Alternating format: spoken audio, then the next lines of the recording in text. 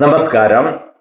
സ്പാർക്കിൽ generate ചെയ്യുന്ന ബില്ലുകളുടെ hard കോപ്പികൾ ഹാജരാക്കേണ്ട GOP number 44/2025 9/4/2025 സർക്കാർ ഉത്തരവ് പ്രകാരം സ്പാർക്കിൽ ജനറേറ്റ് ചെയ്യുന്ന ബില്ലുകൾ, അരിയർ ബില്ലുകൾ ഉൾപ്പെടെ പേപ്പർലെസ് സംവിധാനം സംസ്ഥാനത്ത് നടപ്പിലാക്കിയിരുന്നു.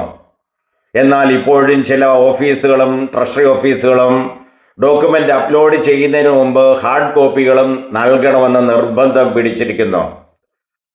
ഇത് DDOമാർക്ക് ഏറെ ബുദ്ധിമുട്ട് നേരിട്ടു. സ്പാർക്കിൽ ഡോക്യുമെന്റ്സ് അപ്ലോഡ് ചെയ്യുകയും വേണം.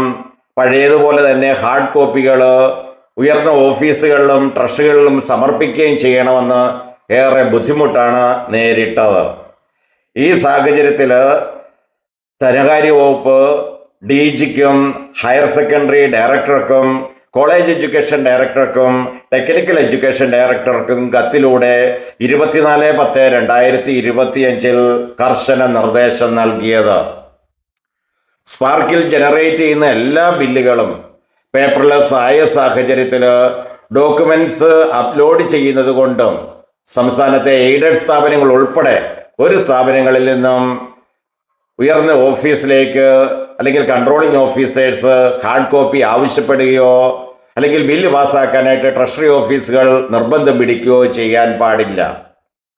GOP 44/2025 9/4/2025 ഉത്തരവ് പ്രകാരം എയ്ഡഡ് മേഖലയിൽ ഉൾപ്പെടെ പേപ്പർലെസ് സംവിധാനം നടപ്പിലാക്കിയിട്ടും ചില വിദ്യാഭ്യാസ ഓഫീസുകളും ഏതാനും ചില ട്രഷറി ഓഫീസുകളും ഹാർഡ് കോപ്പി ലഭിച്ചാൽ മാത്രമേ ബില്ല് പാസ്സാക്കൂ എന്ന തെറ്റായ നിലപാട് സ്വീകരിച്ച സാഹചര്യത്തിലാണ് ധനകാര്യ വകുപ്പിന്റെ പുതിയ നടപടി.